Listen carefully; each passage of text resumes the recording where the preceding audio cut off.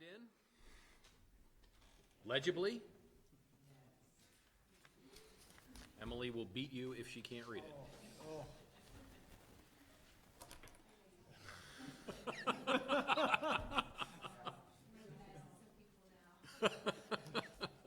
Everybody out in TV land. Yeah, everybody in TV land, right, yeah. Okay, we're gonna bring the meeting to order. Welcome to the Town of Williston's Development Review Board for Tuesday, August 8th. We're going to open up the meeting at 7:02. We've got 3 items on the agenda. 2 are listed on my sheet, and then there apparently is a third that popped up as well that we're gonna review on the final plans, so we'll talk about that a little later. First up is DP 16-23 Lakeview Farm, Inc. Lakeview Farm, Inc. Are you here? You're here, fantastic. Come on up and sit at the table. Once you get yourself settled, if you would state your names and your addresses for the record, please.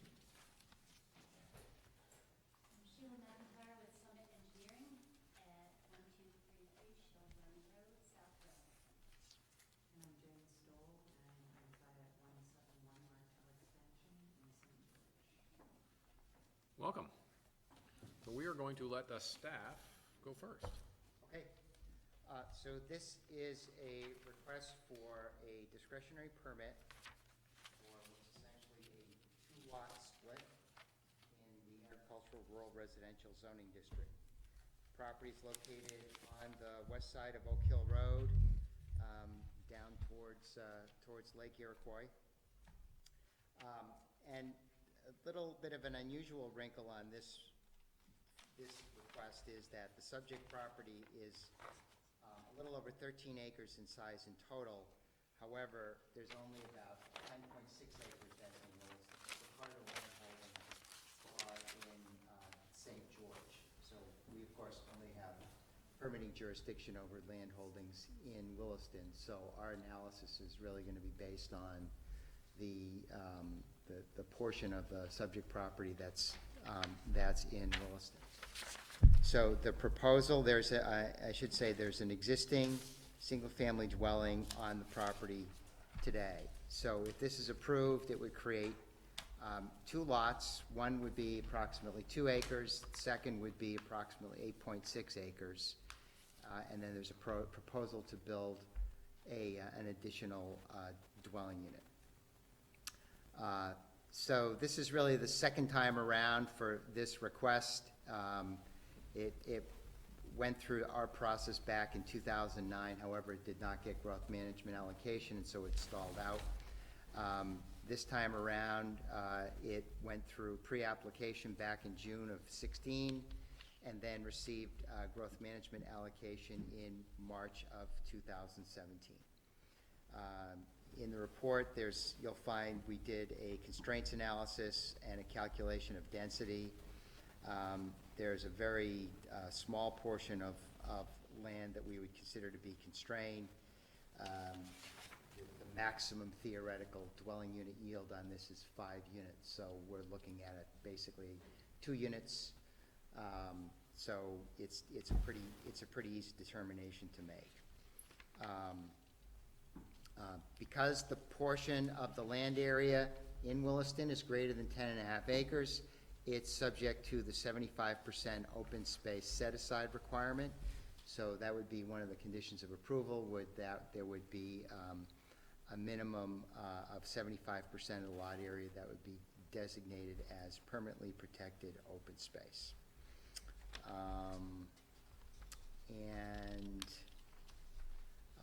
It was reviewed by the Conservation Commission. Their recommendations include that there be a minimum of 7.95 acres for open space, which would meet the 75% requirement that I just mentioned. They're also making a recommendation that watershed protection buffers not be required for the existing ponds on the property. So technically they're class 3. Our bylaw says we may protect class 3 wetlands or not. So unlike Class 2 wetlands, which are required to be protected under state law. So the commission's making a recommendation that we just kind of leave the ponds as they are. And that the new proposed house be situated in a way that minimizes visual impact from Oak Hill Road. And then what follows is drafted findings of fact, conclusions of law, and conditions of approval for you to consider with a recommendation for approval. Just a question, you noted in here that staff recommends that the northern boundary of Lot 2 and the southern boundary line of Lot 2 envelope be shifted 35 feet to the north? Yes. Okay. He also says that the staff further recommends that the street line. I didn't see a condition that stated that, Ken. I may have misdrafting a condition on that. That was the existing line of trees on the northern side of line 2 be enhanced by additional informal planting? That's Right. what you were referencing? Okay, all right. You're all set, Ken? Yep. Great. Your turn. Thanks. Sheila McIntyre from Summit Engineering. I think I also read that last item that you noted about moving property lines and such, and I believe that language came out of the staff notes from the preliminary review, the conceptual review, and we discussed it at the last hearing, and the board had ended up recommending at the end of that, which was their recommendation number 8, that the board recommends that the northern boundary of the building envelope to Lot 2 be moved to a minimum of 50 feet from, the southern boundary of the building envelope to Lot 2 be moved to a minimum of 50 feet. And so that's what the board's decision was, and that's what we've actually done. So, based on the board's recommendation, this building envelope here has been moved 50 feet from that southern property boundary. So that. So, Ken, is that jiving with? Yeah, so, I took the staff notes from pre-app, and so that was a carryover. Yeah, I think we've addressed what. So that's, I guess, that's what I'm trying to get to, is what they're showing on their plan, what I have here addresses that 50-foot? I believe it does, and I think that was part of what the Conservation Commission was getting at in terms of visibility, yes? So, Let me interrupt for 1 second, I apologize. So, we might want to put a condition, because it sounds like there's maybe a little bit of confusion here. We put a condition in that just says, you and the applicant confirm that it is where it's supposed to be. Right, sure. Right, okay. Keep going. Does that make sense, just Yes, the way I it does. phrased that? yes, Okay. because I caught it as well as I was reading the staff comments, and It was hard to tell from our notes whether you needed to make the change or whether the change had been made. I believe we have made all the change that the board has recommended thus far. Okay. Do you want to, that second item that the staff is recommending about additional plantings, is that something that's been covered? Yes, we had discussed not moving the property boundary, but adding additional plantings, which we've done. And the plantings are actually on Lot 1. There's a lot more open space in Lot 1 to be able to do those landscaping improvements. So we've added additional plantings of various types, evergreens and deciduous trees along that northern boundary. Can you just point to that? I think I see it, but why don't you point it out? They're small because when they're first planted, they're going to be small, but there's a mixture of trees all along this border right here that we've including some cedar trees, which we went out to the property and looked at what was doing well there. Because a lot of landscaping varieties, some of the maples here were really struggling and not really thriving. So we went out and looked at the trees that were really thriving in this environment. And of course, they were the green ash, which we don't want more of.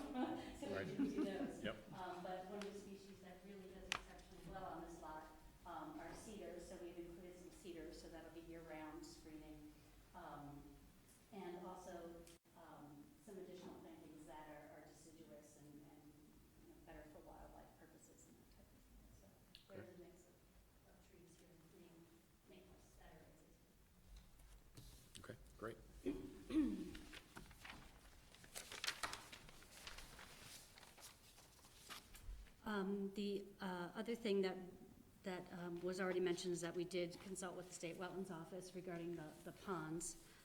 And we have also, since our last meeting with you, have obtained a state wastewater system and potable water supply permit. And I didn't know if you needed that for any reason, but that has been issued. So both of those septic systems have been approved by the state.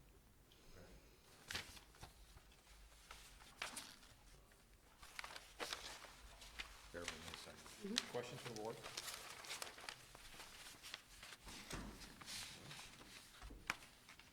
Architect? He call you by your real name. But then he might do his hand. I might call you by that, right?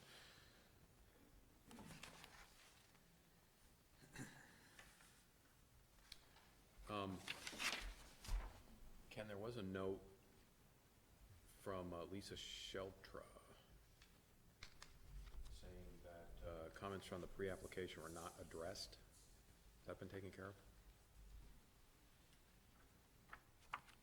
So, I included in your staff notes her comments at pre-app. What she said was, all utilities shall be underground, and applicant shall apply for right-of-way permit prior to commencing construction. Now, Lisa tends to be kind of picky about applicants providing written response to all of the things that she put on her list. And if the applicant didn't provide a written response, regardless of whether the issues were addressed or not, We get this. you're gonna get that. So, it's also worth noting that Lisa added an additional thing on the list this time around, which was to provide an erosion control plan. Yep. So, the applicant would be well advised to make sure they provide a written response to Lisa Sheltra. Otherwise, you won't get her signature on the final plans checklist, and that will help things to move forward. Okay, I have not seen the comments from Lisa Sheltra, so can I get a copy of those? Yeah, well, the only additional thing is to provide an erosion control plan. Can, Okay, and you can have, that's already you can included. have this one if you want. That's okay with you? That's fine, thank you. And the erosion controls are already provided on the engineering drawings, on the set that you have. So again, you're gonna want to point that out to Lisa Sheltra so that she will be satisfied that all of her conditions have been met. I will do that, thank you. Any other questions from the board? That's care of the Public Works Department. Wrap a rock with that piece of paper and throw it through the window.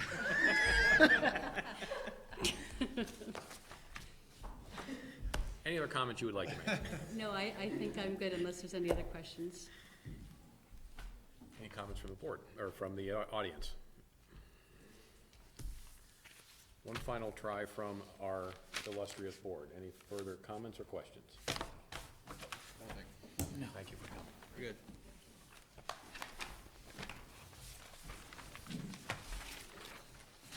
Okay, we're gonna close DP 16-23 Lakeview Farm, Inc. at 7:15. Next up is DP 17-30, William and Annie R. Spencer. On up.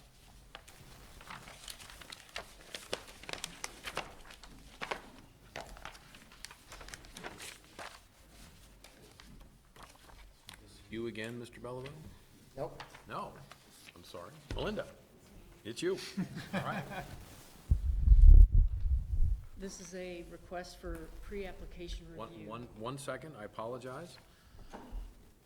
Names and addresses. We are William and Annie Spencer, living at 1171 Ledgewood Drive. You agree with that, Mrs. Spencer? Yes, I do. Very good.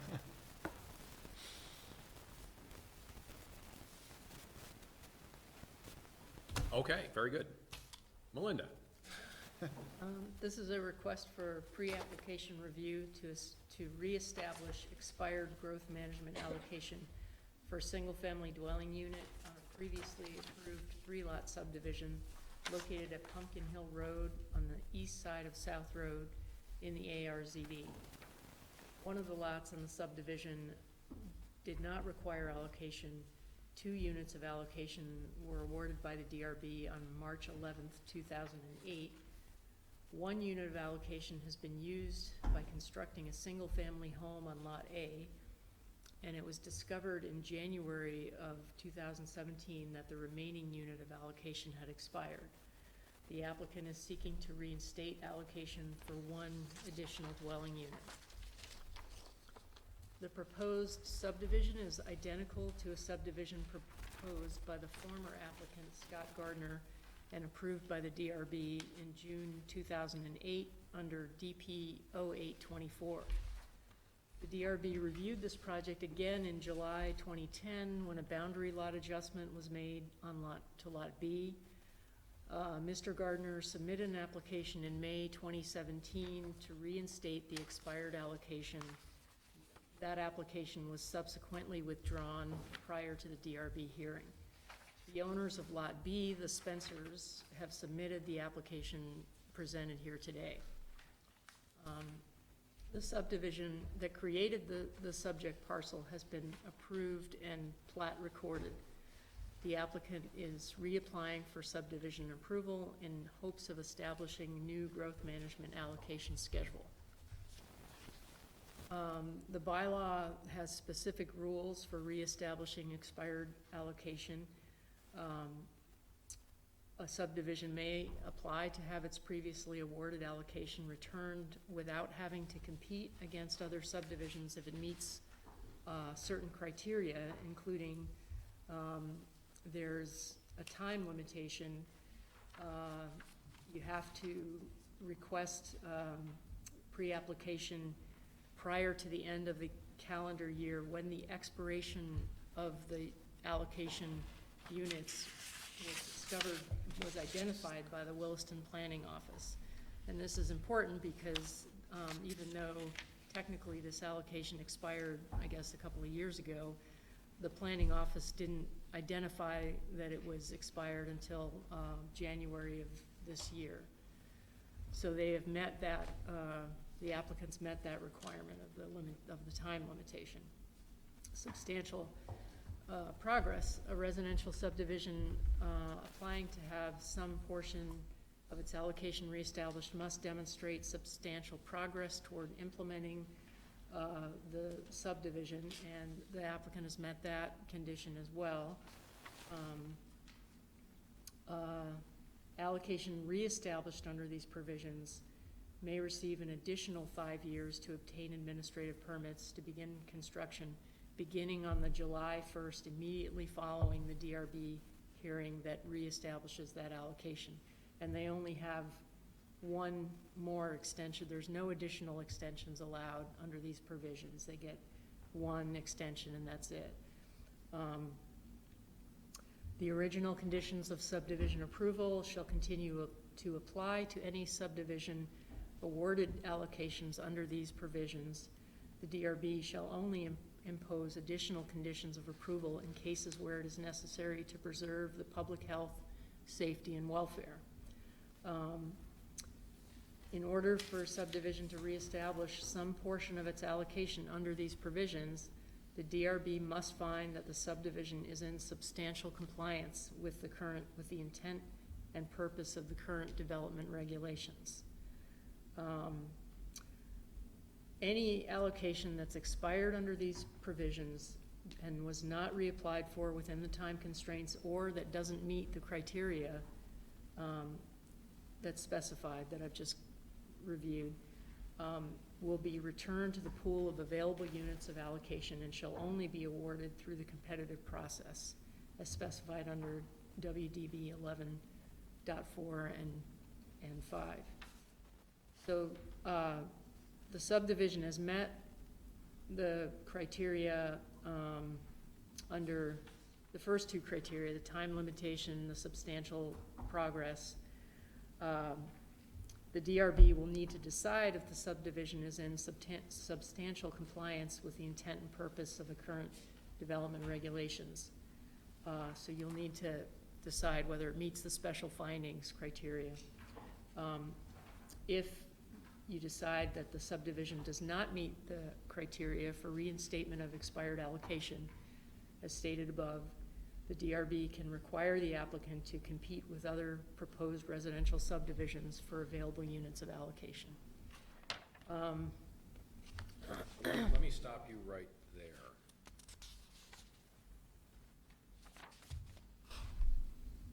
You have any of this stuff in your packet? We have none of this stuff. Okay, that's what I was afraid of. I looked at Brian's and he That's why has I'm looking at, kind of looking at what Brian's got. You don't have it. I don't You have don't it. have it, you don't have it.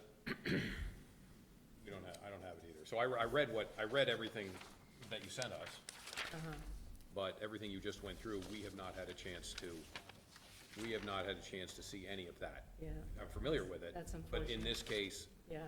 where it applies in this, I don't have, none of us here has seen it. Do you have, Brian?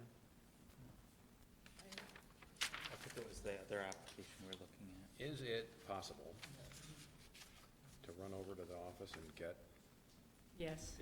does it exist? Yeah, it does exist. It's just, obviously, we had some printing It's issues. just a printing issue. Okay. I apologize. Is it, well, that's all right, it's fine. Why don't, how about if we take a short recess? Okay with Step you over guys? and print that out. How about if we take a short recess? Maybe you can, if you can. Yeah. Why don't you get it, and then when we go into a deliberative session, we can Yeah, okay, also read through it and. will do. Okay. Okay. The Conservation Commission report is. What's the difference? Yeah, it's probably in every other page then. I can make that. I don't know if there's any. Right. Don't know if we don't know.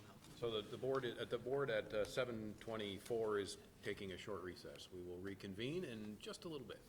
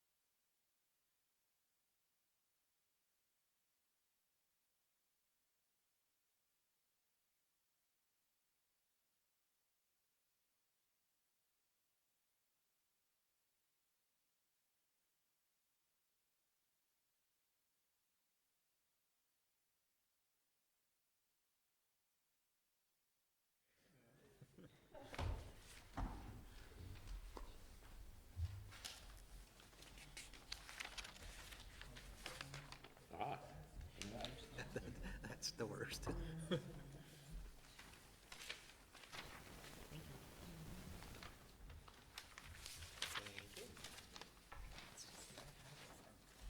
Yeah, I don't have that.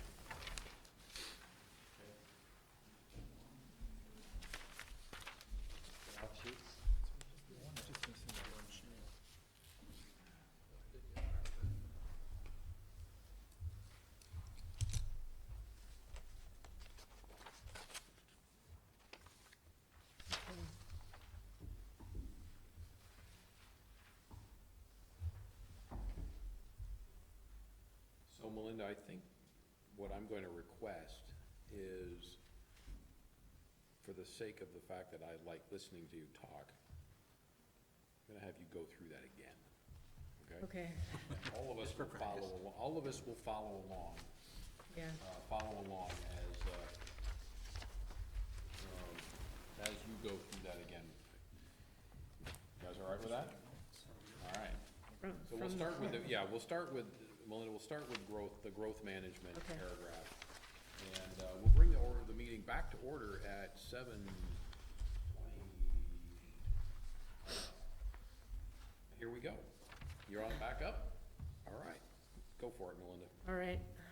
So, the Williston Development Bylaw has certain rules for reestablishing expired allocation. A subdivision can apply to have its previously awarded allocation returned without having to compete against other subdivisions if it meets all the following criteria. One is a limitation of time. You have to apply for reallocation prior to the end of the calendar year when the expiration of the units was discovered by the Williston Planning Office. And in this case, it was discovered in January of this year that the allocation had expired, so they meet that criteria.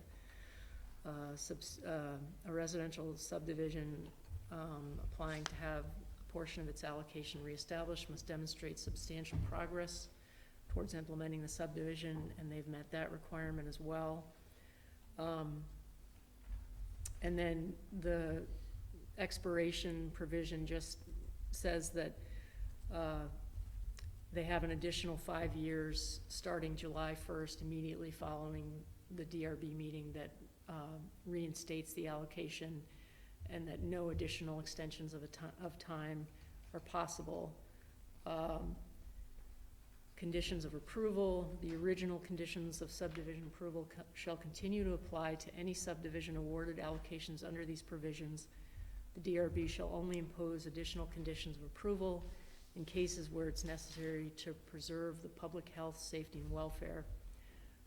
The special findings provision basically states that in order for subdivision to reestablish some portion of its allocation under these provisions, the DRB must find the subdivision is in substantial compliance with the intent and purpose of the current development regulations. And then, Did we find that in this case? well, that's a question that you Have a need to opinion decide. on it? Well, the Conservation Commission feels that it does not meet the intent and purpose of the current development regulations because the open space is not really configured in a, it's not configured optimally as far as they're concerned. So that's the question, I guess, to consider. They've met. I have to, I apologize, let me just ask you a question on that. The DRB must find that the subdivision is in substantial compliance with the intent and purpose of the current development regulations. Did the development regulations change from the point when this was originally permitted to now? Yes. They did? Right, so now, Okay, all right. now you have the habitat assessment.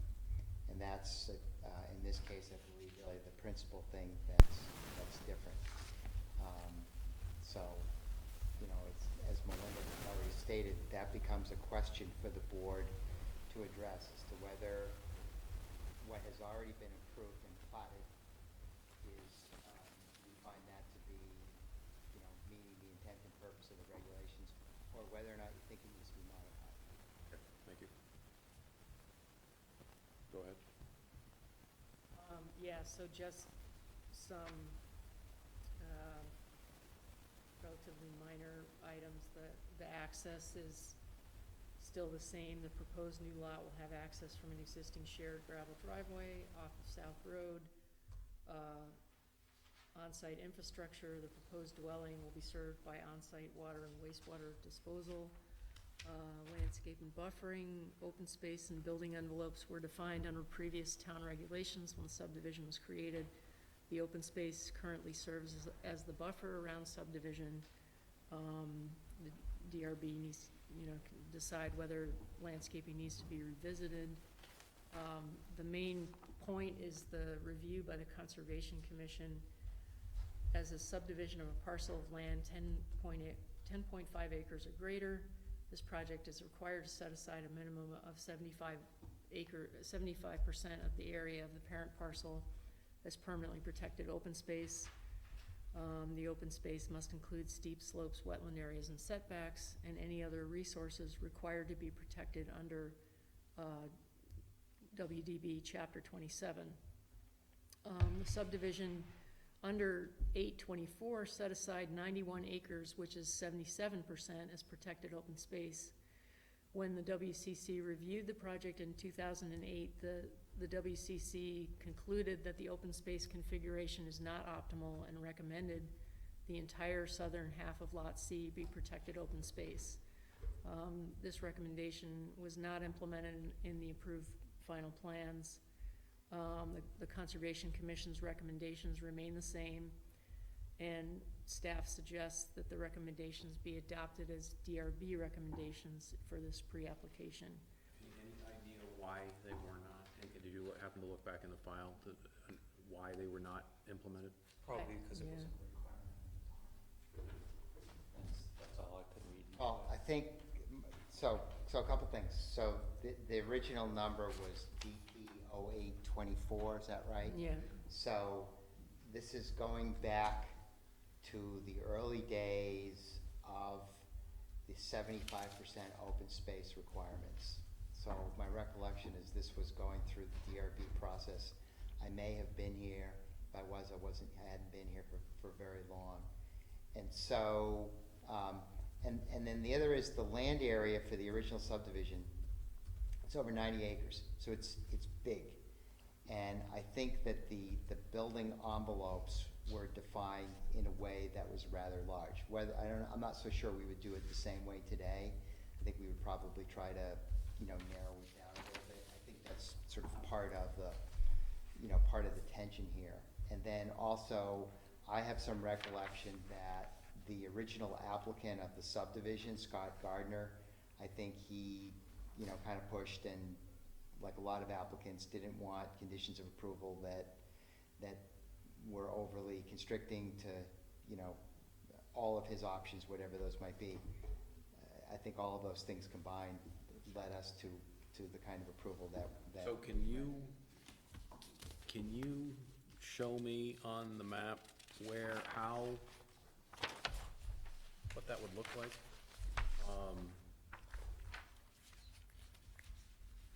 Where the recommended that the entire southern half of Lot C be protected open space? So basically, if you look at their, I think it's page C2, what the Conservation Commission is recommending is that you basically draw a line from here over to the southern half of that building envelope, and then this becomes open space. Instead of having this kind of building envelope that goes way down here, and they just want to cut it off here and have this all be open space.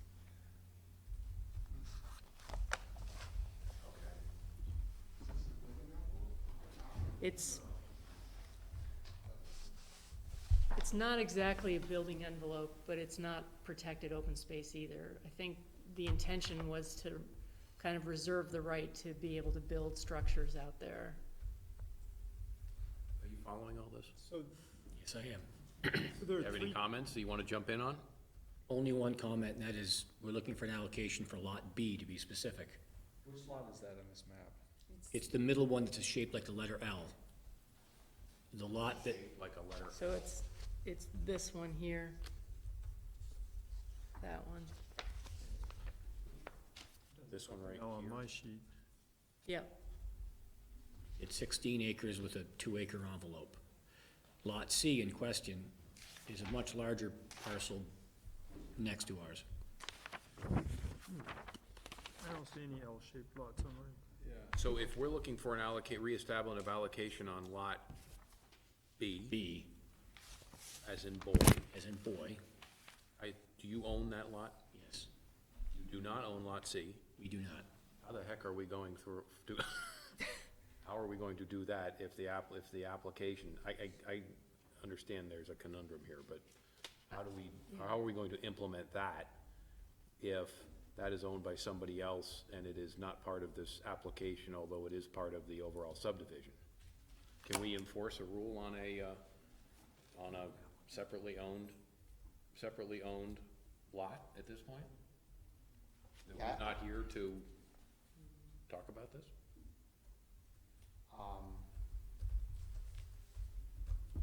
Well, we might want to get a legal opinion, that's one thing, but it becomes, so I guess the first question is whether or not you are willing to find the subdivision to be in substantial compliance.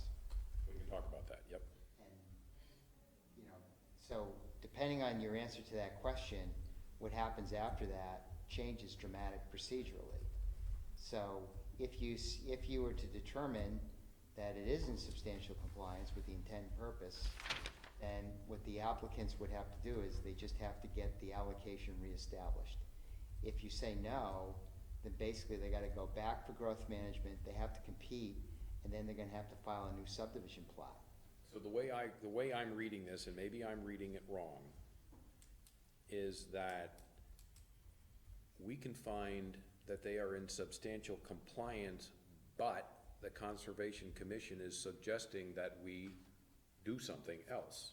Am I reading that wrong? Right, and part of the problem is that, say, when you have a lot and it hasn't been through subdivision since after 1990. So in this case, they wanted to split into 3 lots. They need 2 units of allocation. They get 1 unit of allocation for the property, because you always get 1. That unit of allocation wasn't tied down to a specific lot. It's basically the property owner gets to decide, Floating. well, it's to be determined. And so we have this case now where the original applicant says, no, I'm not selling that one, I'm keeping that one for me.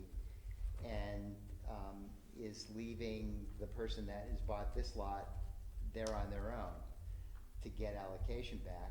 Whereas we have the Conservation Commission is doing battle over a lot that's not part of the allocation. I don't know that we've ever had this situation come up before. I'll ask you again, do you own this, or do you have a contract on it? We own it. Lot B. Lot B, we purchased it from Scott Gardner.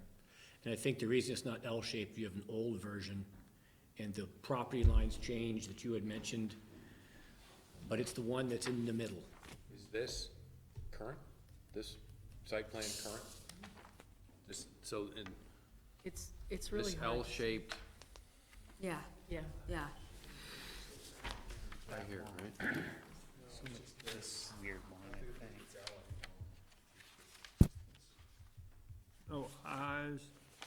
think. Oh, there's 2 C2s in here. Is this the one? If you look at the first C2. Approach the bench. On here, it looks Show like me what your lot is. Is it this right here? Let me orient myself here. Yeah. This is Lot C in question. This is the south end that wants to be blocked off. This is my lot. So it's, Oh, it's added to it now. this is the L portion of right there. Goes like this. Yep. And it comes in Yep. like that. So, right, so I'm seeing it here, Yep. here. Yep, okay. Okay. So, Trapezoid right in there. Yeah, so the that's, C2 sheet, that's B. Lot That's C. B. This is lot C. And that, and This his, is the he building runs, envelope. and his lot runs here, this is all, Yes, then the other lot is this thing in here. that's lot It's A. already has a house on it, it's been developed, right? And part of the reason why it's That's hard not to read is because of all the That's topography that's there, and so you have all those topo lines that are all close together, because there's a big giant slope as it Slope. goes up to the ridge. Yep, that was his escape plan to the town of Richmond, I think. Otherwise, I can't explain why it was done that way. So why are there two sheet C2s? Is that, was there an additional piece of property added onto this lot? When Scott owned the property, at one point, he added that chute of land up the cliff because he wanted to on the shoreline purposes. There's no buildable property there at all. But then he could walk on property he owns and get to the town of Richmond. Right, so he wanted to be able to make sure there was sort of, he had access to that. This second C2 page was pre-boundary line adjustment? Yeah. That- I think that map was the one that was at the Conservation like- Commission meeting I went to. This It's an one o- without the L-shaped That's lot right. that you own is pre-boundary line adjustment. The L-shaped lot map is the boundary line adjustment, post-boundary line adjustment? And the additional property came from Lot C, made it slightly smaller and made Lot B slightly larger. So what's the valid plat? Is it the L shape or the non? The L-shape. The L-shaped. The smaller acres. The boundary line adjustment changed the shape of this lot. Did the DRB approve that? Oh, yeah. Yeah, yeah. I was trying to remember why we would do that L shape. So, let's go back one more time.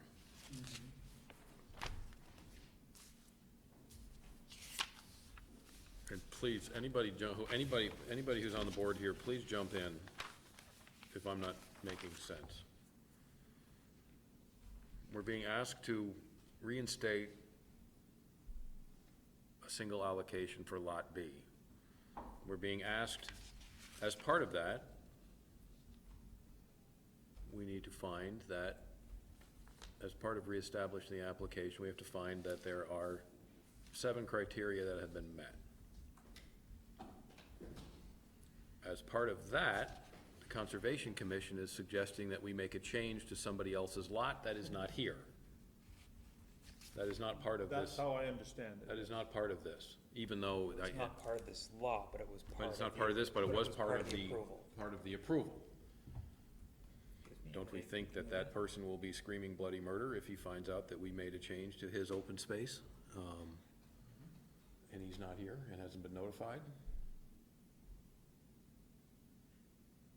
Well, of It course, sounds he- like of course- shaky of ground course- to of me. course, he has been notified because he's in a budding A property. butter, but nobody would probably figure out through this that that was what was happening. He actually came to the Conservation Commission meeting when Mr. Gardner submitted his application in May, so he's aware of what the Conservation Commission's concerns are and what they had recommended.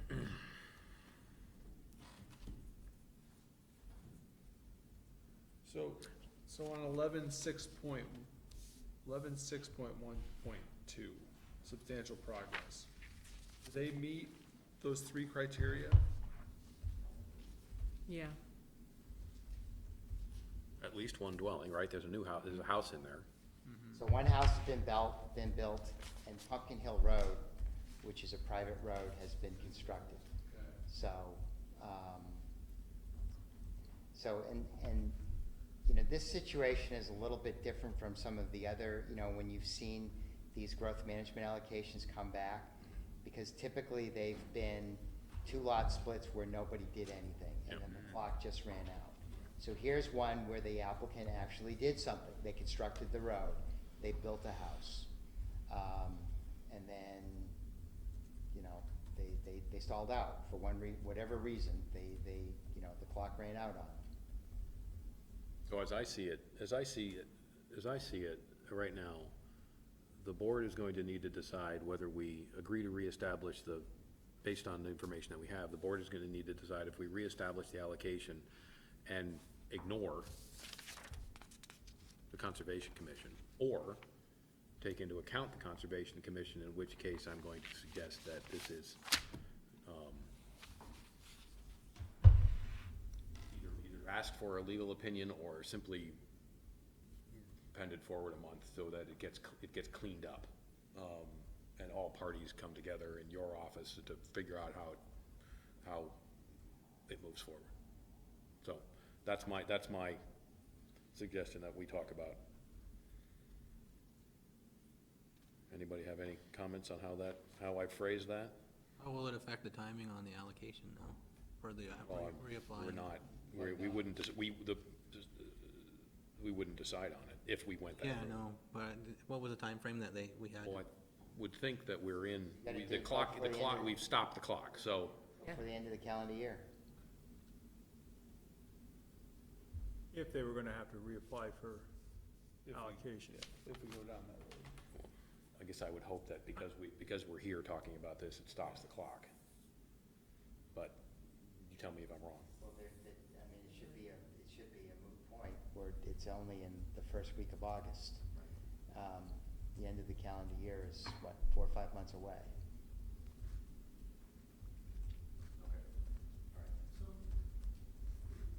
The allocation for Lot C has been determined or been selected by the original owner here to be the grandfathered. Right. If, when they want to put a building in the envelope here on Lot C, will we see that as a DP? And will No. we? No, we won't. So, This is our only bite at the apple. once somebody gets a subdivision approved, DP is approved, they submit final plans, and then after that, they get an administrative permit. So it's all just handled administratively. We require the applicant to give us a copy of the final plans, we look at it, and they gotta tell us that they're gonna put the building inside of whatever building envelope was designated. And if there are any conditions of approval, they have to, they would have to meet those conditions of approval. So Lot C is built, right? Up Lot- at the top of the hill. Lot A has Lot A. been built, But not Lot C. but not Lot C. But he still has his allocation? It's the one that didn't have a time limit on it. So that was the one that came with the original property. So essentially, the Conservation Commission would want this building envelope slid more towards the north. Not the building envelope, but this, Open space. whatever, this buildable land, they were basically recommending that it stop right there. That On this the other be- person's lot that's not here. Right. See, I have a question. Yeah, please. If the owner of Lot C were not to capitulate to that request, the only thing for you to hold hostage would be our allocation at that point. Yeah, we're not trying, please, we're not trying to hold you Well, hostage. bad terminology, We're actually, I'm actually sitting here trying to figure out how to get you what you want. okay, And, bad terminology then, but Yeah.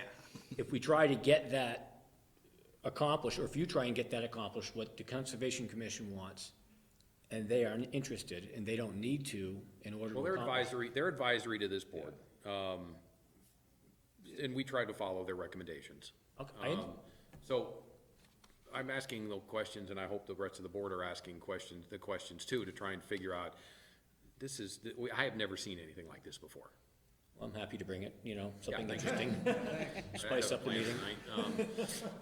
and then the other kind of frustrating thing with this is if they were to be pushed back to growth management, to get any points, it would have to be permanently conserved open space, right?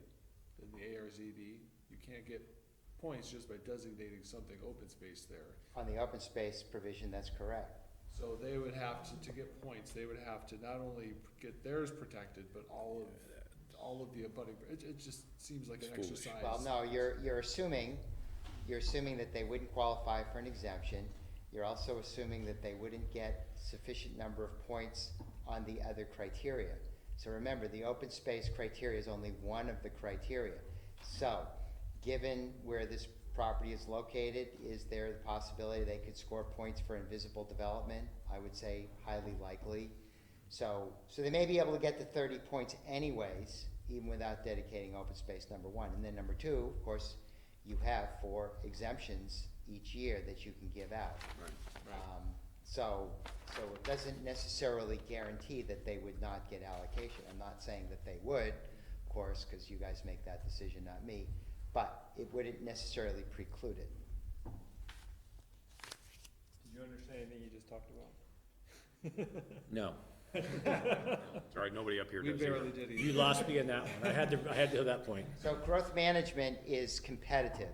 There's a scoring process. And depending upon what it is that's proposed, your project scores more or less points. One of the ways in which you can score points is if the open space is protected by some form of a conservation easement.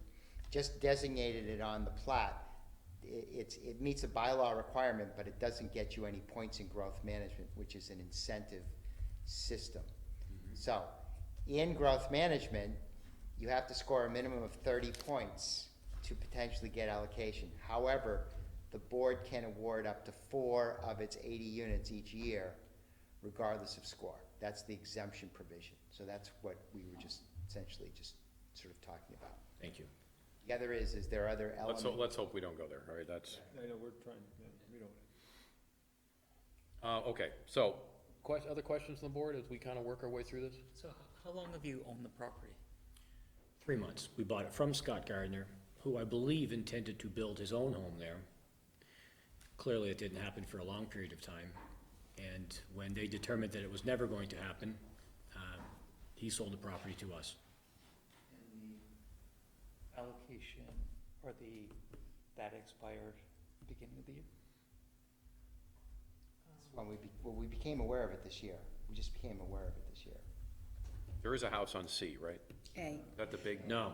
Gothic? Lot A is my No. brother. That's not involved, the Oh, one it's at the not, that's bottom. over here somewhere. Lot C was a little bit more in a hurry to build, so we offered them the available allocation that didn't have a time limit on it. So we're the ones that are going back to apply. We had to determine who was gonna get it. Right. The So town, there is a house up on A, yes, up on top? yes, Somebody's planning to build on C right now. yes. Quicker than we are. Okay. Melinda, did we cut you off at all? No. Did you work your way through everything that you were supposed to be worked through? Well, pretty much, except that the fire department submitted all these Yes, comments. pond. That's their new hot button. Anchor.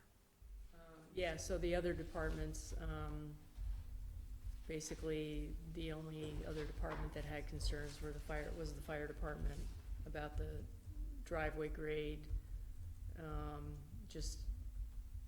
Driveways have a clear and unobstructed height, will have a minimum inside curve radius of 30. You got copies of the staff notes? Did you read them? Did you understand them? Yes. Good for you. And the recommendation for a fire pond. I guess I would just sort of, repeat or restate one of the options that the board has Yep. in rendering a decision, which is that one of the options is that you can make a finding that this subdivision of 90-some-odd acres with 3 houses on it is in substantial compliance with the intent and purpose of the bylaw. That is an option that's available to you. I get that. Okay. Do you Yeah. have any questions? Do you have, when were you planning on building on your lot, or any build date in mind? Well, Was as soon as possible next year, based upon whenever the we're allowed. allocation. As soon as possible next year. That sounds like every other statement I've heard tonight. That's the truth. Okay. Do you have any more questions for the board, We have none. or for staff? When do we find out what your decision is? Hang out. You can hang out, or No, you you- can call, the best thing to do is to call staff in the morning. Go, They're there bright and early at 6:30 or 7 in the morning, and call them up, and they will pick right up. They actually sleep there, they live there. I'm giving Ken's personal number. Any questions? You have any questions? You have any questions? Audience member, you're with them? He's their architect, yes. He's your architect. Great. One last time, any questions? No, sir. All right. One more thing. Do I want to close this, or do I want to leave it open? Well, Can I close it after our deliberation? if it were me, Well, I'm asking you. if it were me, I would close the public hearing. Okay, all right, fine. Okay, we can do that. Fine, we are going to close DP 17-30, William and Annie Spencer, at 7:58. Okay, that's a good thing. Forces us to make a decision. Have a good evening. Thank you. Thank you for coming.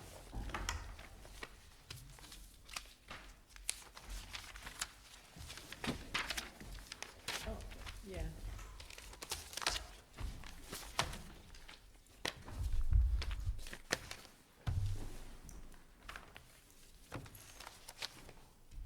Y'all want to take a look at MPP?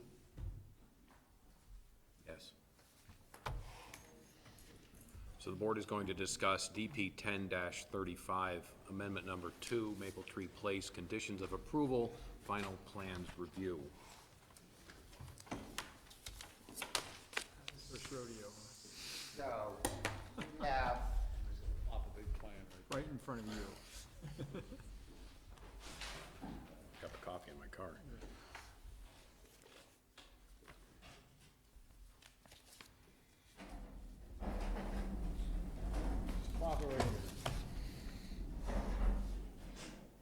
so you have your brief notes. So one of the things that we asked for, Come on over, Dave. this is the fabric pertaining, I believe, to the awnings. That is what they submitted for materials samples. We have an architect's, both a floor plan and an elevation showing the proposed building that would be near the skating facility. Pass those around. So, staff went through the plan set, and we did notice a couple of things that the applicants hadn't addressed. The engineer said a couple of things they missed. They sent some sheets back in to fix those deficiencies. So now the plans are substantially complete or in accordance with the conditions of Right. approval that the board issued? So a couple of things that I would call out that I know of off the top of my head. So one of the things that was discussed was this pedestrian connection that would go through this new parking area. So you can see they have addressed that. What shows up in all of the applicable plan sheets, there was also a condition to have crosswalks at all 4 intersections of that street in there. So they have done that. I'm reading this upside down, so you have to cut me at least a little bit of slack. Never, forget it. Put my glasses up there. There's, so they've got a detail on the bike racks. They've shown the locations of all of the bike facilities. And if I can find the sheet, I think it's, so there was also a requirement for street trees along some of these new parking areas. Let's see if I can find L22. Should be before that one.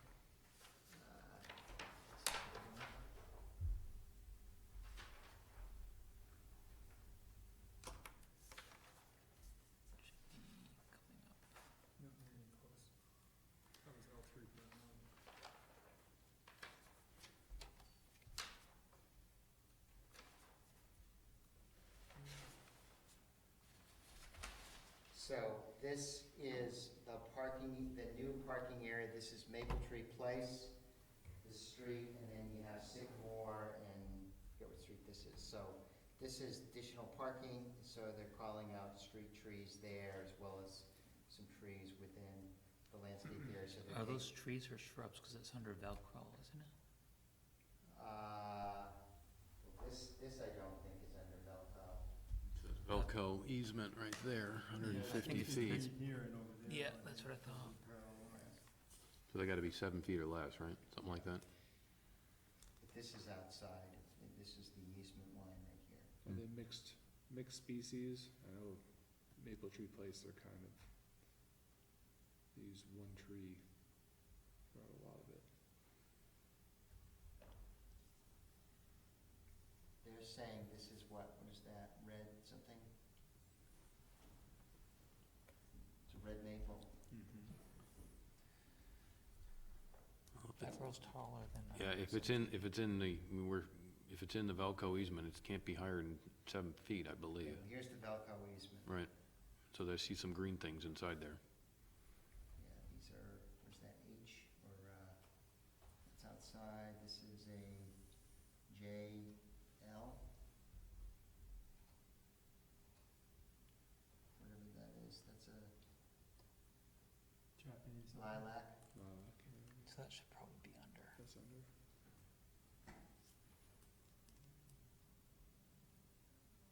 Something you might wanna look at.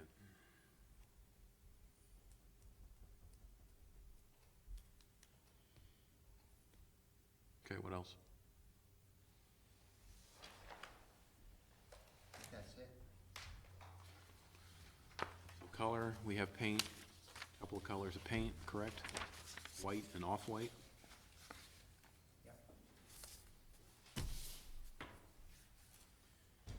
Gray and less gray.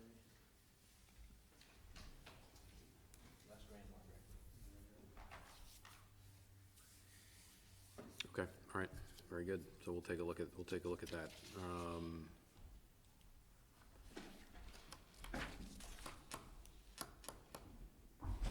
All right, it says, it's 8:05 and the board is gonna go into a deliberation.